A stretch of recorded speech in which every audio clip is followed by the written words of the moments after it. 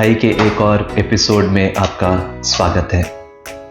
हम 40वें काल में हैं और 40वें काल में कलीसिया हमें 3 आध्यात्मिक स्तंभ प्रदान करती है, 3 पिलर्स ऑफ लेंट। ये तीनों चीज़ें हम मत्ती के सुसमाचार 6 अध्याय में पाते हैं।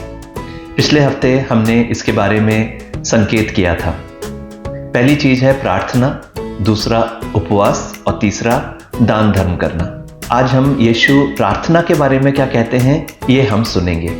मत्ती का सुसमाचार 6 अध्याय में इस प्रकार से लिखा है 5वें वचन से, ढोंगियों की तरह प्रार्थना नहीं करो।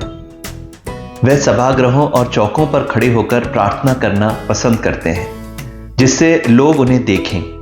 मैं तुम लोगों से यह कहता हूं, वह अपना पुरस्कार पा चुके हैं। जब तुम प्रार्थना करते हो तो अपने कमरे में जाकर द्वार बंद कर लो और एकांत में अपने पिता से प्रार्थना करो।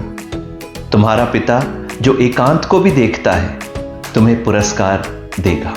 प्रार्थना करते समय गैर यहूदियों की तरह रट ना लगाओ। वे समझते हैं कि लंबी लंबी प्रार्थनाएं करने से हमारी सुनवाई होती है।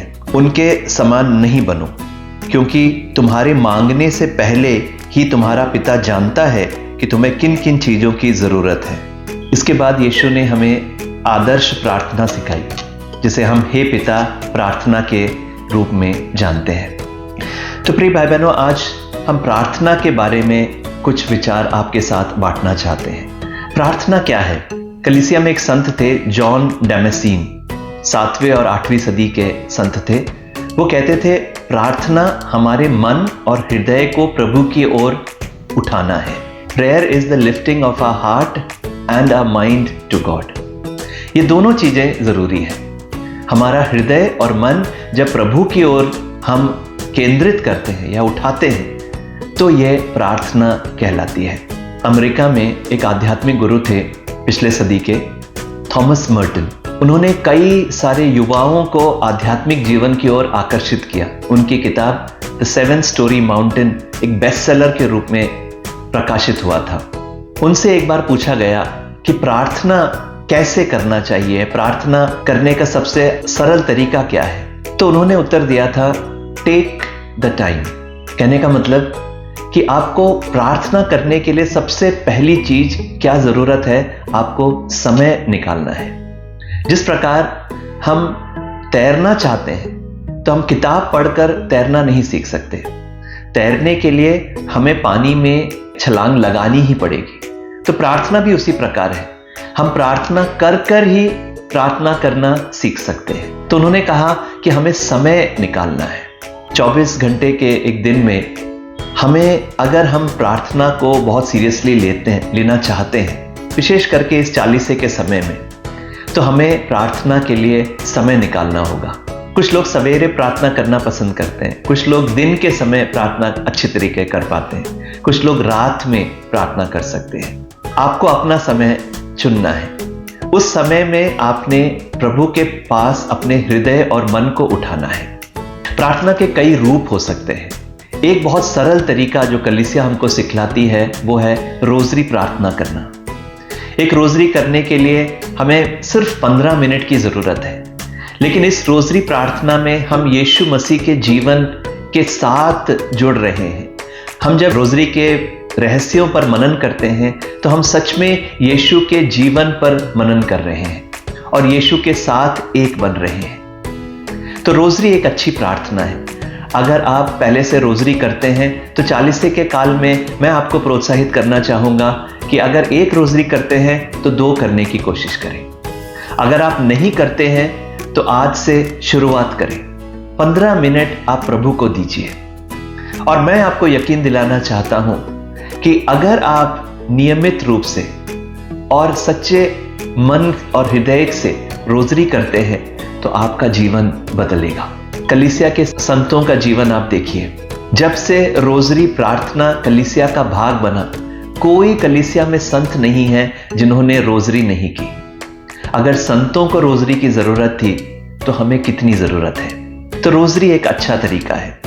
दूसरा तरीका यह है, 40 के काल में हम लोग स्टेशंस ऑफ द क्रॉस, क्रूस का रास्ता प्रार्थना कर सकते हैं। हर चर्च में, हर गिरजे में अलग अलग दिनों पर अलग अलग भाषाओं में स्टेशंस ऑफ द क्रॉस होता है।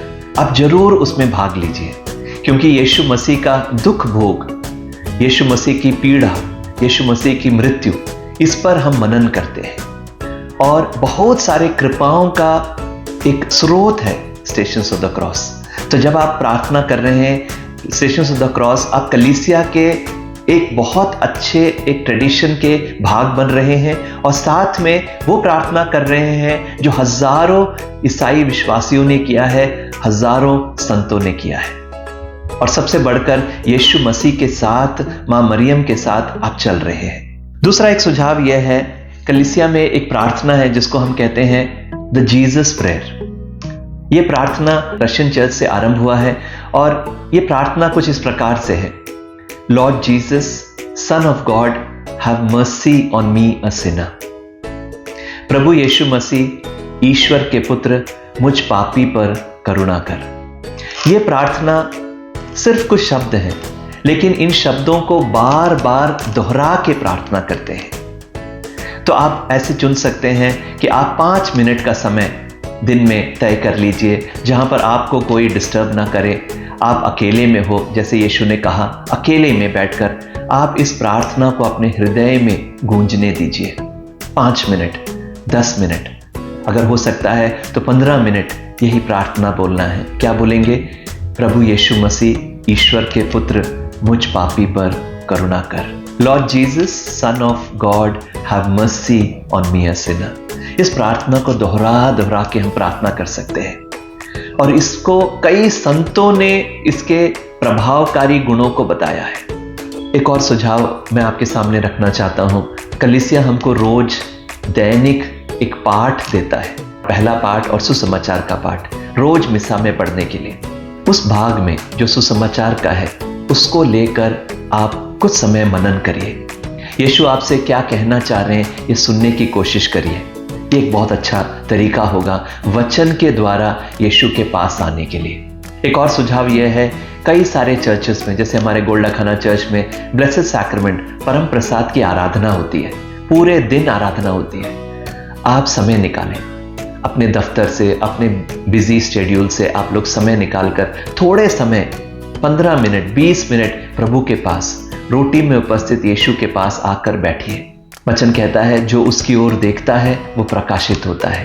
मैं विश्वास करता हूं अगर आप ये छोटे छोटे कदम प्रार्थना में, जो आपको पवित्र आत्मा प्रेरित करता है, ये जो सुझाव मैंने दिए हैं उनमें से कोई भी या फिर और कोई चीज जो पवित्र आत्मा आपसे कहता है वो आप करिए। जब आप ये करेंगे आपके जीवन में ये 40 का समय कृपाओं का समय बनेगा।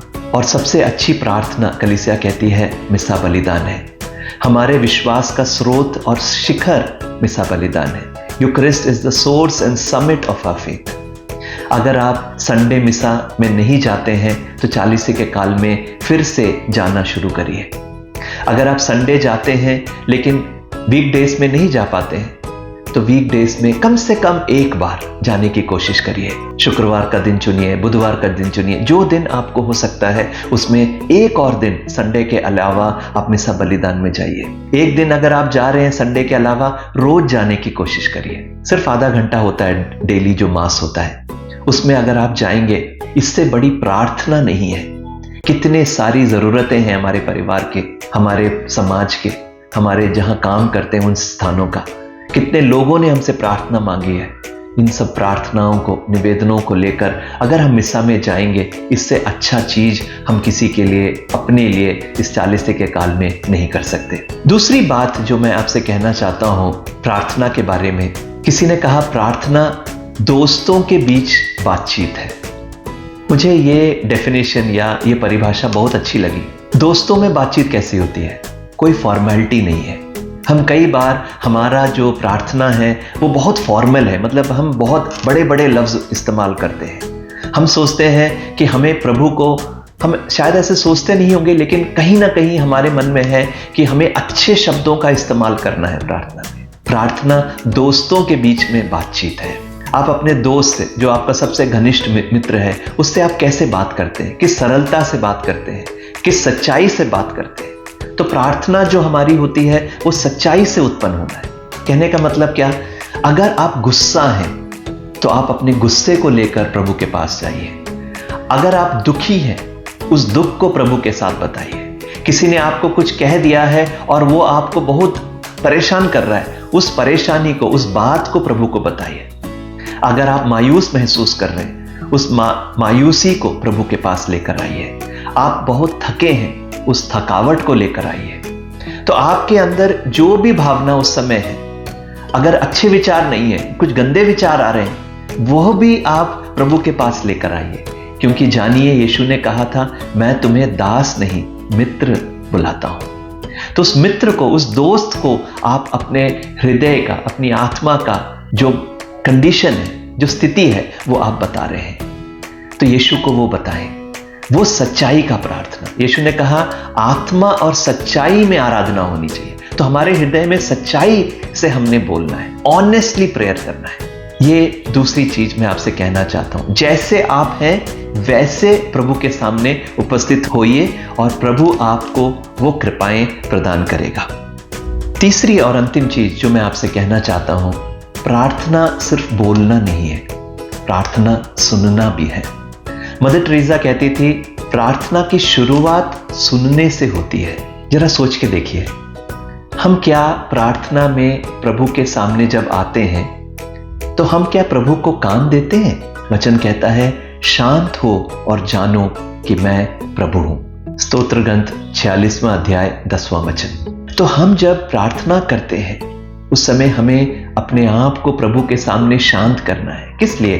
ताकि हम उसकी आवाज को सुन सकें। प्रभु हमें प्रेरणाएं देगा, अपने हृदय में कुछ विचार देगा, किन चीजों को हमें बदलना है वो बदलने के बारे में हमें सुझाव देगा। उन प्रेरणाओं को, उस आवाज को सुनना जरूरी है। तो हो सकता है जब आप बैठे, शांत होकर बैठे, आपका मन इधर उधर जाए, लेकिन आप छोड़ना नहीं है शांत होकर बैठना।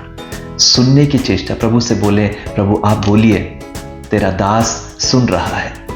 और इस मनोभाव से जब हम प्रभु के सामने बैठेंगे, धीरे धीरे हम उसकी आवाज को पहचानने लगेंगे।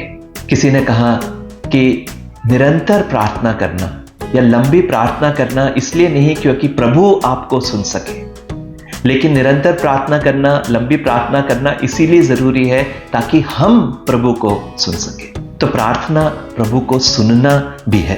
क्रिस्टोफर जैमिसन करके बेनेडिक्टिन धर्मगुरु हैं, वो कहते हैं, in silence I find my soul and when I find my soul I find my God.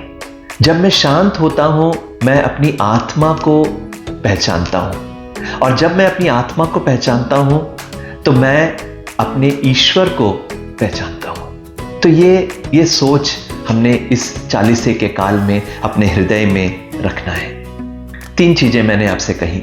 पहली चीज ये कि हमें समय निकालना है। समय नहीं निकालते और हमें सिर्फ कहते हैं कि मुझे प्रार्थना करना है, मुझे करना है, वो प्रार्थना नहीं है। समय निकालना है, पहली चीज। दूसरी चीज, हमें प्रभु के साथ जैसे मित्रों के साथ खुले दिल से, कुछ भी छिपाए बिना, ऑनेस्टली, सच्चाई के साथ प्रार्थना करनी है।